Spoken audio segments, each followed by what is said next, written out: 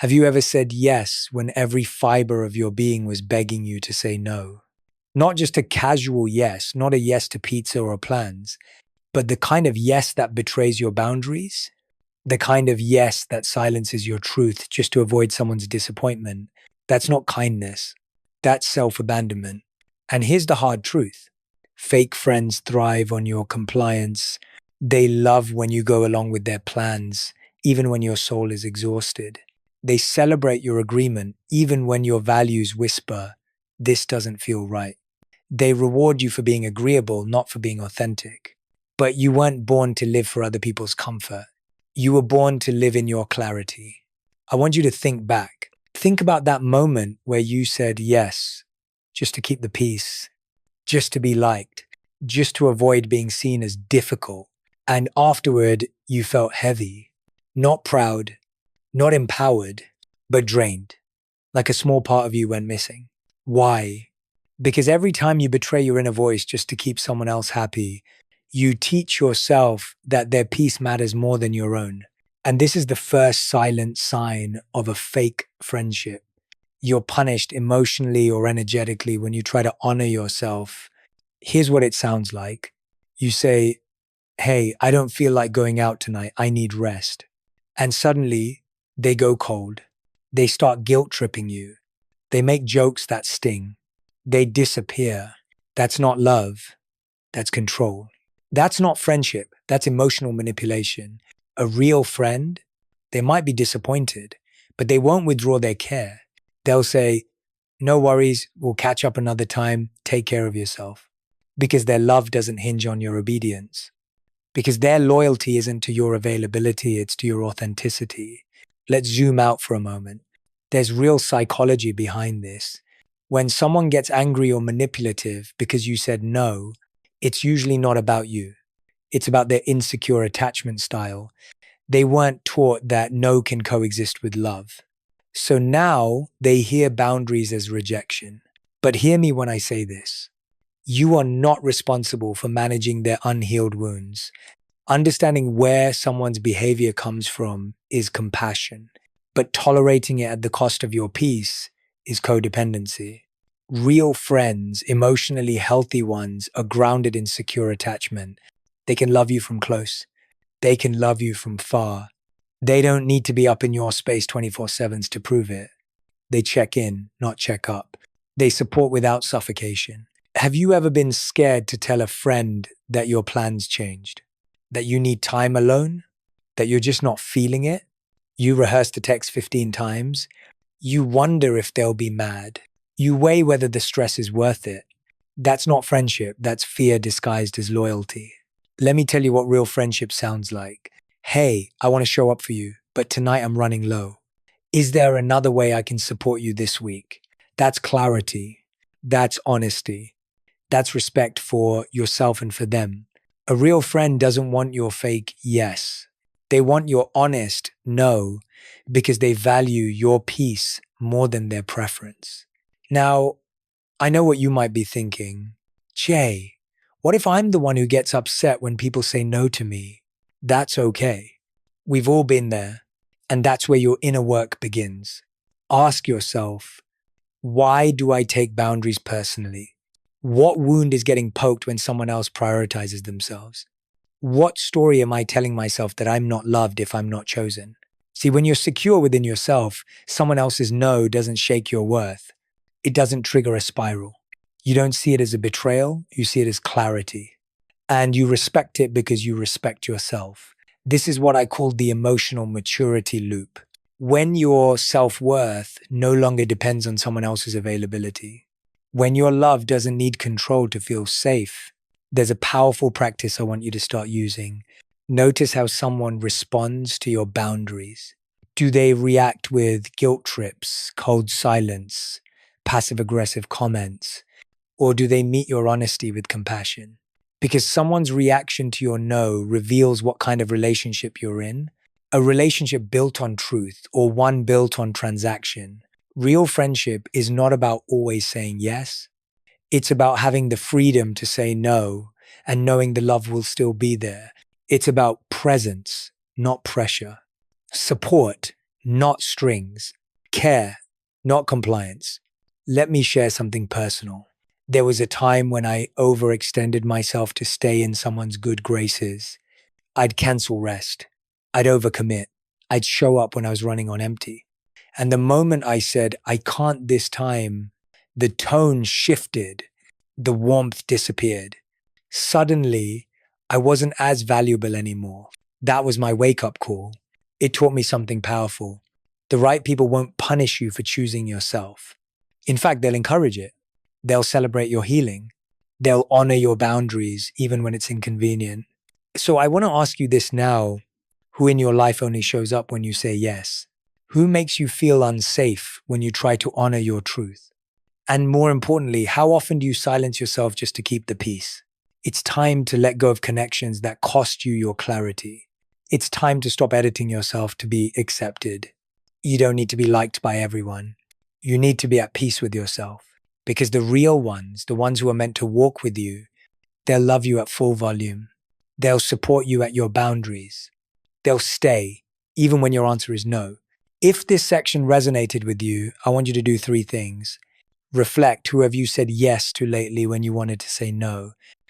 Comment below, what boundaries do you struggle to honor in your friendships? Subscribe, because the next 5 sections will go even deeper into how to protect your peace and rise above the noise. And most of all, thank you. Thank you for showing up here. Thank you for investing in your growth. You're not alone. You're not too much. You are exactly where you need to be, and I'm right here with you on this journey. Here's something most people don't realize until it's too late. You can be in a friendship and still feel like you're in debt. Not money debt, emotional debt. The kind that sounds like, I paid last time. I was there for you when you were down. You owe me one. And at first, it might seem harmless, even logical. But here's the truth. When love becomes a ledger, the friendship has already started to die. Because genuine friendship isn't an exchange. It's not a tally of favors or a list of IOUs. It's not about who did more, who gave more, who showed up more. It's about who gave from the heart without needing to be repaid. Let me ask you this. Have you ever been around someone who always remembers what they did for you, who brings it up again and again every time they need something? That's not generosity. That's leverage. And fake friends are masters of it. They hand you help with strings attached. They remind you of your obligation. They subtly manipulate you into thinking you owe them, even when the friendship should never have been transactional to begin with. Now let's flip the script. Think about your realest friends. Can you remember every kind thing they've done for you? Probably not. Not because they didn't do a lot, but because they didn't keep score. And neither did you. Healthy relationships don't operate on exchange. They operate on essence, on shared energy, on mutual care, not measured contribution. You give because it's who you are. They receive with gratitude, not entitlement. And when the tables turn, they do the same. There's a powerful truth here backed by psychology. It's called the self-serving bias, and we're all guilty of it. It means we naturally remember what we contribute, but often forget what others give. We inflate our efforts. We downplay theirs. And the more we keep score, the more we start believing we're giving more. We convince ourselves that we're the better friend, the more loyal one, the more committed one. But what starts as pride quickly turns into resentment. And resentment is a silent poison. You might not say it out loud, but deep down you start pulling away. You start judging. You stop giving freely because you're tired of what feels like imbalance. Let me offer you a better standard. Lose count. Let go of the scoreboard. Let go of the, I did this, so you should do that. Let go of the internal calculator, because when friendship becomes about repayment, you stop connecting with the person and start connecting with what they owe you. That's not love. That's debt collection. I remember a time when I was traveling nonstop for work. I missed a friend's birthday dinner. It wasn't intentional. It wasn't careless. I was just stretched too thin. Weeks later, we finally spoke, and I apologized. You know what he said? Bro, don't even mention it. You always show up when it counts. I know your heart. That's real friendship. He didn't say, well, I came to your event last year, or I rearranged my schedule for your birthday. He didn't keep score because the connection mattered more than the calendar. Let me say this directly. If someone constantly reminds you of the good they've done, it's not about love. It's about power. It's about control. It's about keeping you emotionally indebted. Real friends give without needing to cash it in later. They treat kindness like breathing, not bartering. Fake friends, they hand you help like a loan, something to be repaid with interest. They may smile when they give, but they'll frown the moment you can't give back. Or worse, they'll make you feel guilty for not matching their energy. So how do you spot this in real life? Watch for these signs. Do they remind you what they did for you right before they ask for a favor? Do you feel pressure to repay emotional support? Do you feel like you owe them even when you're drained? If the answer is yes, pause and reflect. That's a one-sided dynamic. That's friendship with conditions. That's emotional credit card debt. And you know what happens with credit cards, right? Eventually it adds up, it overwhelms, and it burns you out. You deserve relationships built on generosity, not guilt, where giving is mutual, where support is fluid, where no one's tracking who's done more. Because in real friendship, you're not thinking, look at everything I've done for them. You're thinking, I'm so grateful for everything they've been for me. And they're thinking the same. But let me be clear. This doesn't mean we never set boundaries. This doesn't mean we give endlessly without rest. What it means is we give when it's real, not when it's required. We give without obligation. We give with intention, not expectation. That's the highest form of love. That's when your presence isn't a currency, it's a gift. I'll leave you with this. Real friends don't loan support. They offer it. Real friends don't record their kindness. They release it. Real friends don't give to gain. They give to grow together. So ask yourself honestly today, are you keeping score in any of your friendships? Are you being made to feel like you're always one favor behind? Are you surrounding yourself with people who measure your worth by what you give?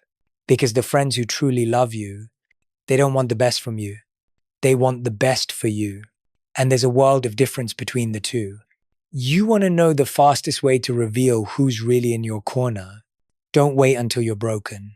Don't wait till you're drowning. Just start winning. Start growing. Start becoming the version of you that doesn't apologize for your evolution. And then watch their smile. Because the truth is, not everyone who claps for you is happy for you. Some people will cheer with their mouth but curse with their mind. They'll send the heart emoji while quietly hoping you fall off the pedestal you just climbed. It's subtle. It's quiet. But it's real. Here's what I've learned. True support is loud in private, not just public. A real friend doesn't just repost your success.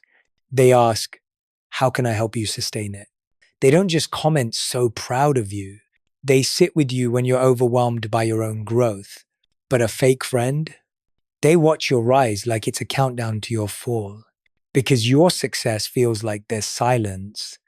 Your elevation reminds them of everything they haven't yet become. This is where it gets uncomfortable. Because most of us were taught to look for support in the hard times. But the real test of friendship comes when you shine, when life starts working, when your consistency pays off, when your inner peace becomes louder than your past pain, when your light starts attracting things they've been waiting for and haven't yet received. That's when the micro reactions show up. And I mean micro, the half-second delay in their congrats. The topic changed right after you shared good news. The awkward silence that follows your joy. That's the moment you realize some people were only ever comfortable with the older version of you. The version that doubted, that struggled, that needed them. And listen, this doesn't mean they're bad people. It just means their unhealed envy is louder than their loyalty. See, envy is a tricky emotion. It wears a mask. It can look like silence.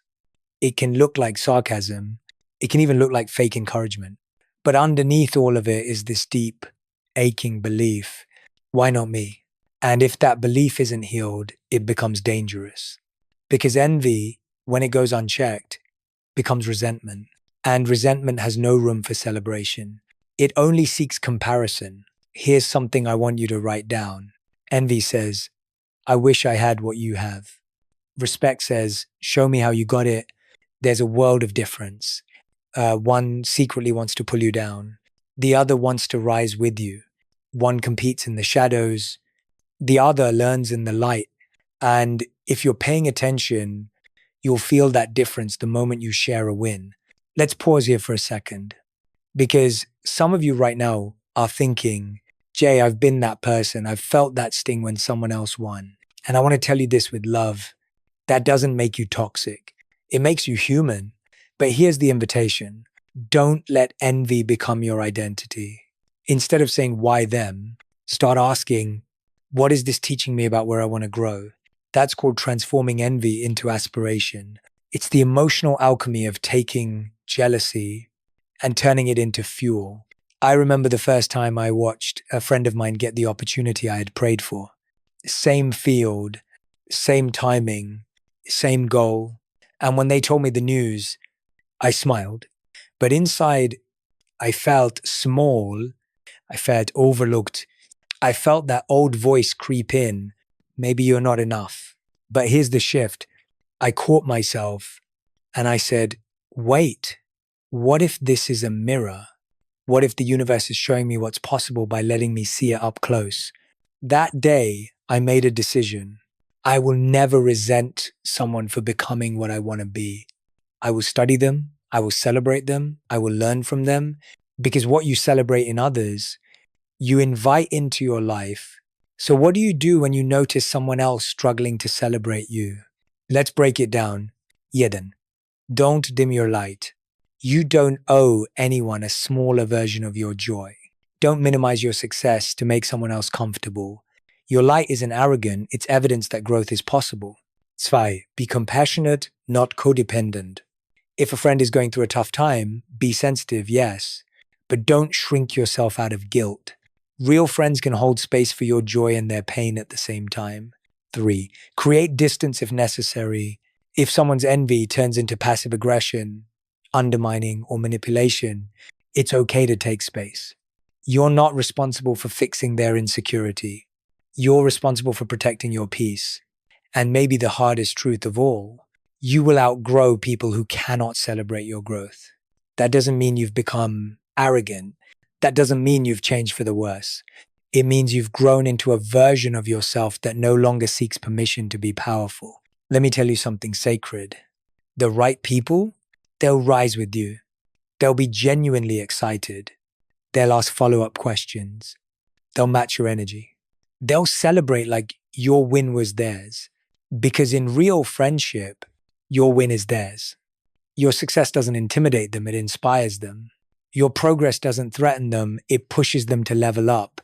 Your light doesn't blind them, it illuminates the path for both of you. So here's what I want you to remember.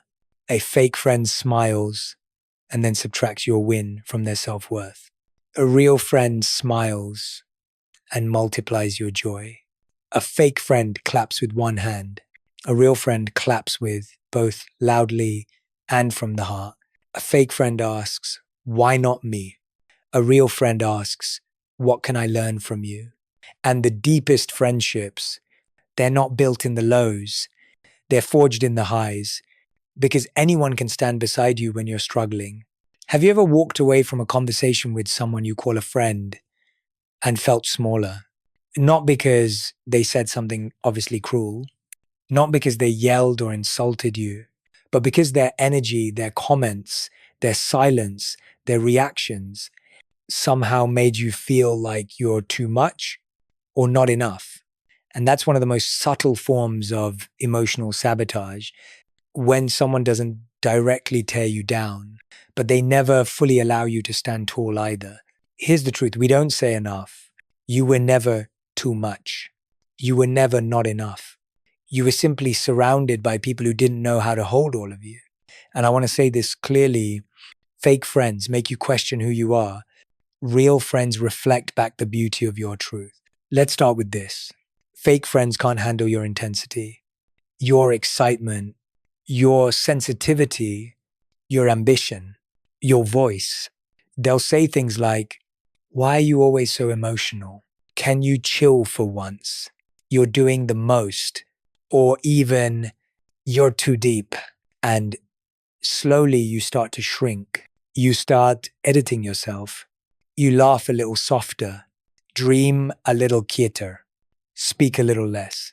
Not because you've changed, but because somewhere along the way, you were made to feel like your full self was a burden. Then there's the flip side, not enough. Fake friends also make you feel like you're falling short. Not funny enough, not successful enough, not outgoing enough, not cool enough. You share an idea and they say, "Hey, I don't think that's for you." You take a risk and they respond, "Let's be real. Do you really think you can pull that off?" It doesn't sound cruel, but it lands like a punch to the soul. What's wild is sometimes the same person will make you feel both too much and not enough, too emotional, but not empathetic enough, too driven, but not successful enough, too intense, but not bold enough. It's a game you'll never win because the goalposts keep moving. And here's what I want you to realize: that confusion is a tactic. Whether it's intentional or subconscious, fake friends benefit from your self-doubt. Because the more unsure you are about yourself, the easier you are to control. Real friends, they don't need you to shrink. They don't ask you to stretch into someone else either. They let you be soft one day, fierce the next. They see your contradictions as color, not flaws. They say things like, "I love that you care so deeply." Or, "Even when you're struggling, you're still so powerful." They remind you, you're enough as you are and becoming more every day. Now let's bring in the science behind this. There's a powerful psychological concept called unconditional positive regard, coined by Carl Rogers, one of the fathers of humanistic psychology. It means this: I see your flaws, I see your mess, and I still regard you with compassion, not judgment. That's the foundation of real love. That's what true friendship is built on. But fake friends operate with conditional positive regard. I like you when you act like this. I support you when you fit my image of who you should be. I accept you until your light makes me feel small. That's not love. That's control dressed up as connection. Let me get personal for a moment. There was a season in my life where I started speaking out more, sharing my voice, owning my mission. And there were people I called friends, people who had been close for years, who suddenly grew quiet. They didn't challenge me outright. They didn't argue, but their energy said it all. You've changed. You're different now. You're too much. At first, I tried to shrink. I tried to downplay my dreams. I tried to stay small so I could stay included. But the more I silenced myself to keep the connection, the more I lost connection with myself. And that's the cost of these kinds of friendships. They don't just drain your energy. They distort your identity. You start wondering if you're wrong for growing, wrong for feeling deeply, wrong for being bold. But listen to me, you are not too emotional. You are emotionally awake. You are not too intense. You are deeply alive. You are not too much. You are exactly the right amount for the people meant to walk with you. So how do you know if you're in a friendship that's making you question yourself? Ask yourself these 5 questions. Do I feel like I can show up fully as myself, no mask, no filter? Do I feel energized or drained after spending time with them? Do they celebrate both my wins and my weirdness? Do I edit myself around them to keep their approval? When I leave their presence, do I feel more me or less me? Because if you're constantly second guessing your worth, your voice, your energy, that's not friendship. That's emotional erosion. Let me say this with love and fire. Stop twisting yourself into a shape that fits their comfort zone. Stop editing your spirit to stay in rooms not built to hold your fullness. The people who are meant for you, they'll meet you at your frequency. They'll hold space for your bigness. They won't just allow your growth, they'll water it. And they'll never say you're too much. They'll say, I've been waiting for someone like you. I want you to walk away from this section with one truth burned into your heart. You are not here to be easy to digest. You are here to be real, to be honest, to be whole. The people who matter won't ask you to change the recipe. They'll just learn to savor the flavor. Let me ask you something uncomfortable. Have you ever bonded with someone by talking about someone else? Be honest, because most of us have. It feels easy, right? Effortless even. There's something strangely satisfying about swapping opinions, dissecting people's decisions, and being in the know. But here's the hidden cost. Every time you bond over gossip, you're building trust on quicksand. Gossip is seductive because it offers the illusion of connection. I trust you enough to tell you this. You and I see things the same way. We're closer now because we both dislike the same person. But the moment you leave that conversation, a thought creeps in. If they talk about them to me, what do they say about me to others? That's not connection. That's suspicion. And it starts eroding the foundation before the friendship even begins. Here's what I want you to remember. Fake friends bond through gossip. Real friends bond through growth. Gossip is lazy intimacy. It requires no courage, no depth, no vulnerability. You don't have to show your pain. You don't have to share your dreams. You just have to talk about people who aren't in the room. It feels powerful, but it's powerless. The Bhagavad Gita, an ancient text I deeply study, calls this the mode of ignorance. It's when we operate out of fear, jealousy, and negativity. When we find comfort not in peace but in judgment, think about it. Gossip is fueled by scarcity. When we feel insecure about ourselves, it's easier to pull others down than lift ourselves up. It's easier to mock than to master. It's easier to talk about their flaws than to confront our own. But here's what makes gossip so dangerous. It creates shallow intimacy. You feel closer, but only because you shared someone else's secret, not your own truth. It spreads anxiety, not safety. Your nervous system subconsciously goes on alert. You wonder, can I really trust them? The answer is usually no. It triggers the brain's threat detection system. Studies show that when we witness betrayal, like gossip, our brain marks the person speaking as unsafe, even if they're gossiping with us. So even if you're the one hearing the gossip, your subconscious is already pulling back. You don't feel safe. You feel guarded. That's why gossip-filled relationships always feel tense. There's always a hint of paranoia, always a fear of being the next target. Let's go deeper. Psychologists call this pseudo-intimacy. It mimics closeness but has no true foundation. It's like building a home on a cardboard floor. One storm, one secret, one betrayal, and it all collapses. Because gossip doesn't build trust. It borrows it temporarily until it inevitably breaks. Now, how do you know if someone is using gossip as a weapon in your friendship? Watch for these signs.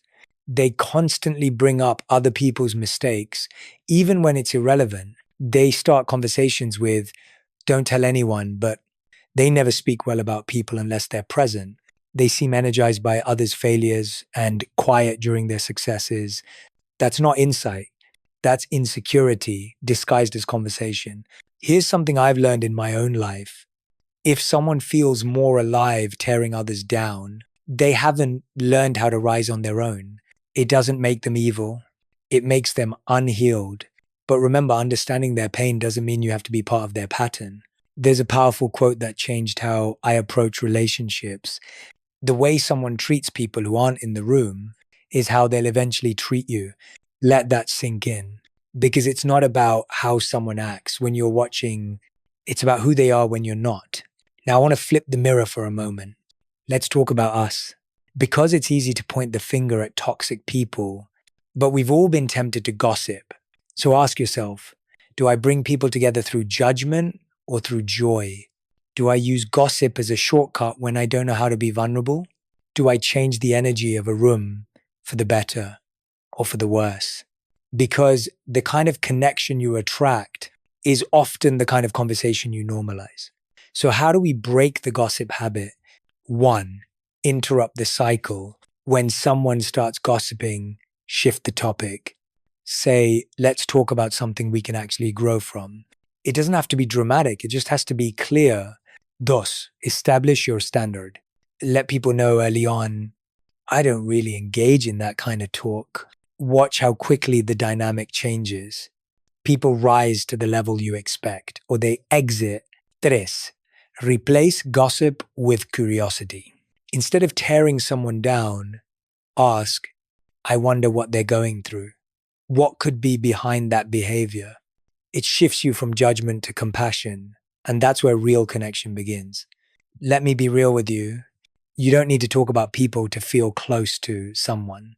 You can talk about ideas, dreams, books, healing, habits, what you're learning, what you're struggling with, what you're becoming. Because when you start building bonds through depth, you stop needing drama. Real friends don't need a third person to feel close. They build connection directly through truth, not triangulation. So the next time someone tries to hand you a piece of gossip, imagine it's a rope. You can use it to pull someone into trust, or you can use it to hang the relationship. The choice is yours. Let me leave you with this. Gossip makes you feel powerful until it makes you feel alone, because eventually everyone gossips about the gossiper. Everyone remembers who broke trust. Everyone backs away, even if they don't say it out loud. But the people who speak life behind your back, they're gold, rare, sacred. And that's the kind of friend you deserve to be, and the kind of friends you deserve to attract. Growth is lonely, not because you're meant to be alone, but because not everyone is meant to come with you. That's the painful truth. We talk a lot about healing. We talk a lot about transformation, but we rarely talk about what happens after you start evolving.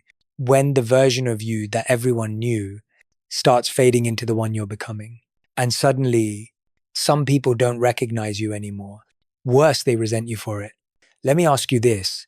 Have you ever made a change, started healing, growing, setting boundaries, and noticed how quiet certain people got? That's not an accident. That's exposure.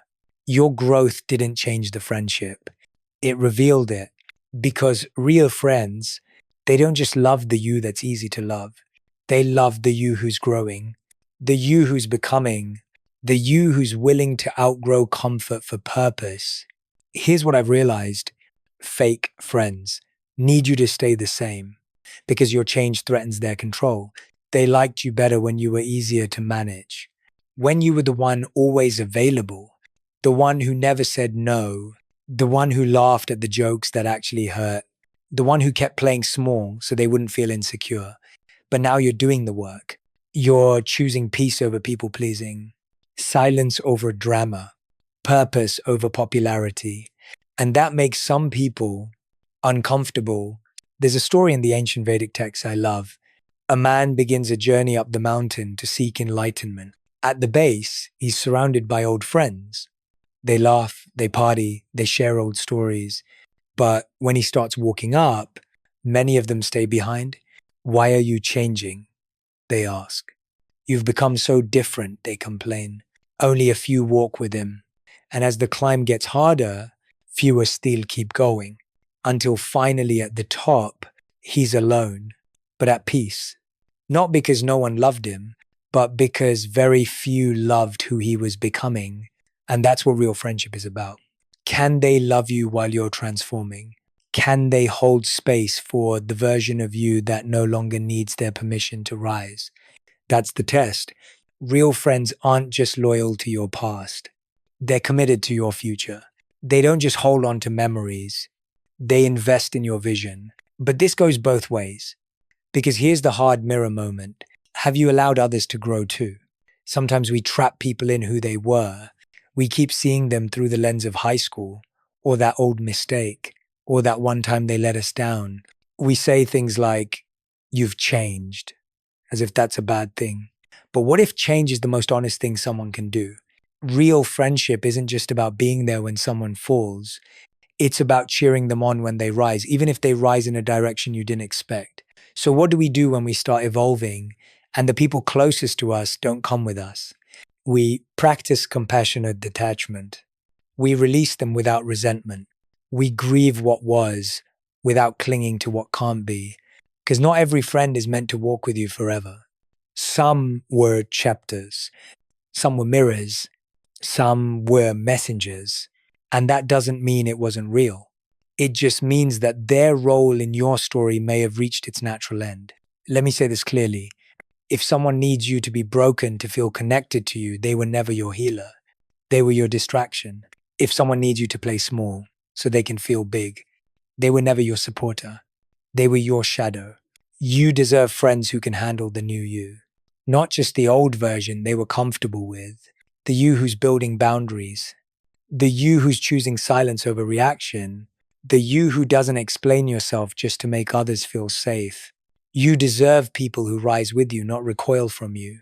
I remember when I started shifting my own habits, waking up earlier, saying no more often, meditating, making new priorities. Some people said, "You've changed." And they didn't say it as a compliment. They said it like it was a betrayal. But I want to tell you something powerful.